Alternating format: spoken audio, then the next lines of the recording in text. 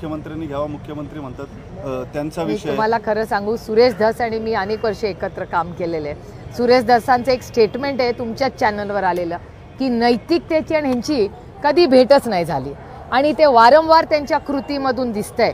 कारण का त्यांच्या बाबतीमध्ये कौटुंबिक हिंसाचार, भ्रष्टाचार, त्याच्यानंतर कौटुंबिक हिंसाचार, भ्रष्टाचार, खंडणी, अजून काय माणसांनी करायचं मला सांगा, कुठला गुन्हा? आणि मला एकच प्रश्न अतिशय विनम्रपणे विचारायचा आहे की OSD करताना, OSD आणि PA ठेवताना स्ट्रिक्ट कायदे नियम, आणि मी त्याचं स्वागत करते. मला खूप आनंद वाटला जेव्हा माननीय मुख्यमंत्री म्हणाले की हो आज नंतर आधी चालत होतं तसंच चालणार नाही. मी त्याचं मनापासून स्वागत करते.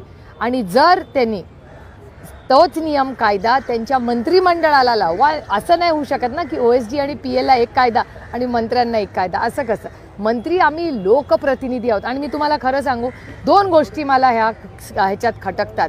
आदरणीय प्रधानमंत्री जरी एका पक्षाचे असले तरी ते देशाचे प्रधानमंत्री आहेत. प्रधानमंत्र्यांनी दोन गोष्टी आम्हाला सगळ्यांना त्यांच्या आत्ता केलेल्या भाषणात सांगितलं होतं की आपले राजकीय मतभेद बाजूला ठेवा, पण डायरेक्ट बेनिफिट ट्रान्सफरसाठी, पारदर्शक कारभारासाठी आपण सगळे देशाच्या हितासाठी एक होऊया. तुम्ही पण मला मदत करा.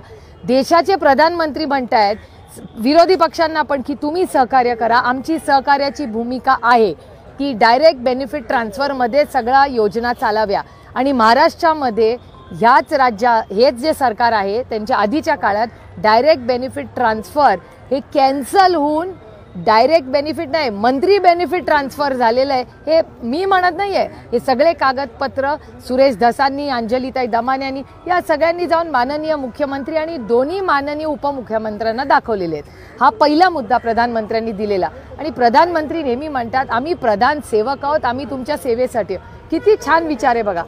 आज हे प्रधान सेवक नाहीत, हे तर घरामध्ये कौटुंबिक हिंसाचार, त्याच्यानंतर अवधा नावाच्या कंपनीला एवढं मोठं एक्स्टॉर्शनचं रॅकेट त्यांनी खून केलाय. म्हणजे खून, भ्रष्टाचार, एक्स्टॉर्शन, खंडणी, लोकांना पैसे खाल्ले, शेतकऱ्यांना पैसे काढले. अजून काय करावं एखाद्या माणसाने की त्याच्यावर ॲक्शन होईल या सरकारमध्ये? म्हणजे धक्कादायक आहे. काही वेळापूर्वी बोलताना औरंगजेब चांगला शासक होता असं वक्तव्य केलं. असं कोणी केलं? मी नाही ऐकलेलं बाबा, त्याच्यामुळे मी ऐकल्यावरच बोलीन त्याच्यावर. अजून काय? मराठी झालं का सगळं? मराठी संपलं का? मला गंमत तुमची वाटते. तुम्ही सिलेक्टिव्ह वक्तव्य कसं त्याचं घेता? आता तुम्हाला काहीतरी पक्षाची न्यूज नाही म्हणून तुम्ही सिलेक्टिव्हली त्याचं सगळं रोहितचं वक्तव्य. आज तुमच्या सगळ्या चॅनल्सवर मी रोहित आणि जितेंद्र आव्हाड, संदीप क्षीरसागर सगळे या सरकारला अटॅक करायला दिसत आहेत. आणि त्याच्यानंतर तुम्ही सिलेक्टिव्हली रोहितचं स्टेटमेंट हे चीरफाड के तुम्ही लावताय. आता मला कौतुक वाटतं तुमचं, पण तुमचं पण चॅनल थोडंसं चाललं पाहिजे, थोडा खट्टा थोडा मिठा. त्याच्यामुळे इतना तो हक तुम्हाला बनताय. माणिकराव कोकाटेंच्या राजीनाम्याची देखील आज मागणी केली, सभागृहात मोठा गोंधळ. नाही, साहजिक आहे. मी तुम्हाला सांगितलं, मला वैयक्तिक धनंजय मुंडेंनी द्यावा का नाही द्यावा किंवा कोकाटेंनी द्यावा का नाही, त्यांच्या पक्षाचा अंतर्गत प्रश्न आहे. पण मला कौतुक त्या दोघांचंही वाटतं की ज्या पक्षांनी त्यांना दोघांनाही मतदान केलं, आपलं मंत्री केलं, गेले 75 दिवस रोज पक्षाची तिथे आणि सरकारची रोज हेडलाईनमध्ये त्या दोघांचे सगळं जे काय केलं नाही केलं आता ते काळच ठरवेल. मी काय कुणावर वैयक्तिक कधी टिप्पणी करत नाही. कोणी माझ्यावर केली तरी मी त्याचं उत्तर देत नाही, कारण का हे संस्कार माझ्या कुटुंबानी आणि चव्हाण साहेबांनी माझ्यावर केलेले आहेत. त्याच्यामुळे प्रत्येक गोष्टीला उत्तर देणं गरजेचं नसतं, या मताची मी आहे. पण गेले 75 दिवस ज्या संघटनेने तुम्हाला नेता बनवला, ताकद दिली, त्या संघटनेची रोज बदनामी 75 दिवस आज होते.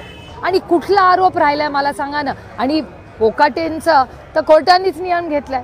कोर्टाने, तुम्हाला आठवत असेल कुणाची, मला वाटतं सुनील केदारांवर अशी सिमिलर केस झाली होती.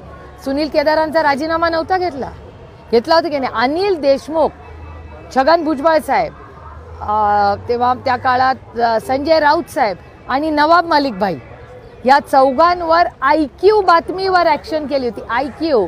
आणि ह्या देशामध्ये खंडणी, आपण आठवत असाल तर खंडणी हा गुन्हा PMLAचा आहे, खंडणी, आणि तो ऑन रेकॉर्ड आहे तो गुन्हा. आणि माननीय मनमोहन सिंग साहेब प्रधानमंत्री असताना PMLA केलं होतं. तो PMLA ॲक्ट केला तेव्हा खंडणी हा गुन्हा आहे आणि त्याला ED आणि CBI लागतं. मला विनम्रपणे माननीय मुख्यमंत्र्यांना विचारायचं आहे की अवधा कंपनीच्या केसमध्ये एकतर CDR का मिळत नाहीत. मला हा प्रश्न विचारायचा आहे की नंतरची सगळी जी बोलणी झाली कृष्ण आंधळेचा CDR आपल्याला का मिळत नाही. आणि मी वैयक्तिक कुणाचाच राजीनामा मागत नाही. मला एकच प्रश्न विचारायचा आहे की कोकाटेजींची जी ॲक्शन झाली ती सुनील केदारांना एक न्याय आणि कोकाटेंना एक न्याय असं का. हा देश संविधानाने चालतो, तो काय कुणाच्या मनमार्जीने चालत नाही. आणि 2-3 गोष्टी जे मी तुमच्या चॅनलवर पाहिलं ते मी रिपीट करते आहे की धनंजय मुंडेंबद्दल जे आरोप प्रत्यारोप होत आहेत, मला 3-4च प्रश्न त्यांना विचारायचे आहेत की हे सगळं जेव्हा वाल्मिक कराड करत होते त्यांच्या मागे एवढी मोठी सत्ता आणि यंत्रणा कशी राहिली. मला प्रश्न विचारायचा आहे दुसरा की लाडकी बहीण योजनेमध्ये वाल्मिक कराडांना अध्यक्ष करायचा निर्णय कोणी घेतला. कुणाच्या जीवावर जेव्हा महादेव मुंडेंची हत्या झाली कोणी फोन करून तो प्रश्न दाबला. कसं काय वाल्मिक कराडांना एवढा फ्री हँड मिळत होता. जेव्हा हार्वेस्टरचे पैसे मागितले ते फोटो तुमच्या चॅनलवर होते. ते पैसे कोण सह्याद्रीला भेटलं. ही एक सगळं एकाच व्यक्तीच्या आजूबाजू फिरते ना. मी आरोप करत नाहीये. मी तुमच्या TV चॅनलवर जे पाहिलं तेवढंच प्रश्न माननीय मुख्यमंत्र्यांना विचारते. अजून काय प्रूफ. अंजलीताई दमानिया, सुरेश धस तर काय आमच्या पक्षाचे नाहीत ना, विरोधी पक्षात आहेत, सत्तेमध्ये.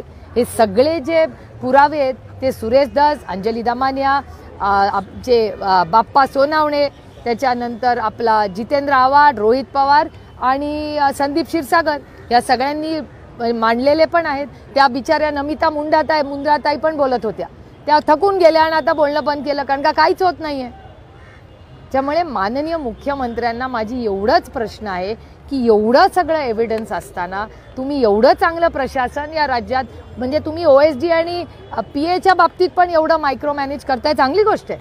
प्रत्येक मंत्र्यांनी मिळेल त्या OSDवर काम करायला शिकलं पाहिजे. खूप चांगली भूमिका माननीय मुख्यमंत्र्यांनी घेतली. मी त्याचं स्वागत करते कारण का आम्ही प्रधान सेवक आहोत. आम्ही तुमची सेवा करण्यासाठी इथे आलो आहोत. आम्ही लोकप्रतिनिधी आहोत, तुमचे सेवक आहोत जे प्रधानमंत्रीच म्हणतात. पण मला प्रश्न विचारायचा आहे तर OSD बाबतीत एवढं स्ट्रिक्ट, मग ज्या माणसाच्या बद्दल घरगुती हिंसाचाराचे पण आरोप आहेत, दोघांवर केसेस चालले आहेत, मग कसं काय हे दोघं कॅबिनेटमध्ये राहतात हाच तर प्रश्न समाजात आहे. आणि मी लोकप्रतिनिधी आहे. लोक जे बोलतात ते बोलण्यासाठी तर मी निवडून आले आणि लोकांनी मला दिल्लीला पाठवलंय.